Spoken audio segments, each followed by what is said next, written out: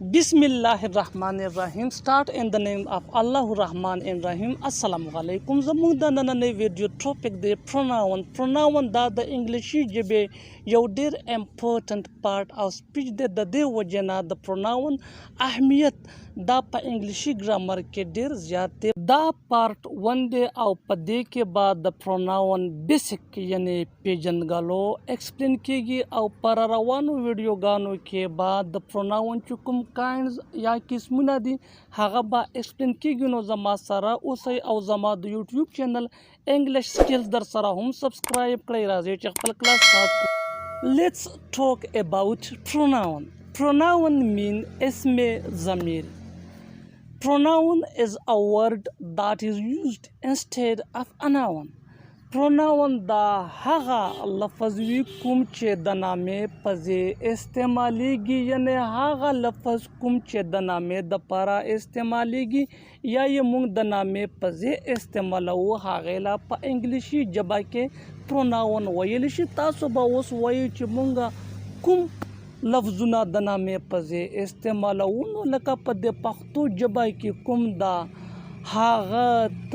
ज हागला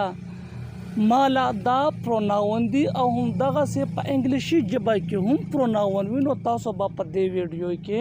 د انګلیشي ژبې چې کوم پروناون وردی هغه به پیژنئ بس دا ویډیو تر اخره پورې وګورئ پروناون دا هغه ورډ وی هغه لفظ وی کوم چې د نامې په ځای استعمالیږي لکه تاسو لا دا چارت ښکاري دا ټول پروناون دي آی ز وی مونږ یو تا دے هاغوی هی هاغا خو میل مسکلن چې ورته ویلی شي دا هم هاغا خدا د فیمینن دپاره استعمالیږي یعنی مونس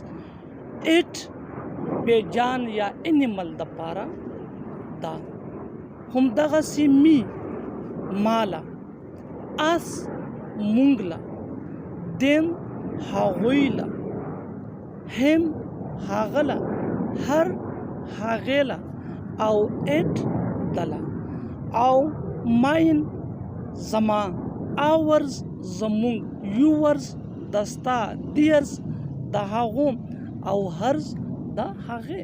دا د پروناون مختلف قسمونه دي او د دې نه علاوه د پروناون نور قسمونه هم شته پر روانو ویډیو غانو کې بعد د پروناون چې څومره قسمونه دي په هغوی باندې بزان لا ویډیو غانې جوړیږي اوس راځي چې په پروناون باندې د خپو دلو د پاره مثالونه وګورو لکه څنګه چې دا اگزامپل تاسو لاخکاری علي پلیز کرکټ علي د کرکټ لوبه کوي په دې فکر کې علي د زموږ سره ناون د نامه ده او دا علي په ځای چې اوس موږ کوم لفظ استعمالوو هغه لا ویلی شي پروناون لکه په دې مثال کې هی پلیز کرکټ هغه د کرکټ لوبه کوي نو دلته چې کوم په دا انګلیشي ژبه کې هی استعمال وو دا استعمال شو د علي په ځای باندې د نامې په ځای او په پښتو کې ورته هغه استعمال شو نو دا پروناون یا په دې بل مثال کې آی ایم ا ډاکټر زه ډاکټر یم دلته د آی چې کوم دی دا اوس د نامې په ځای استعمال شوی دی دا پروناون دی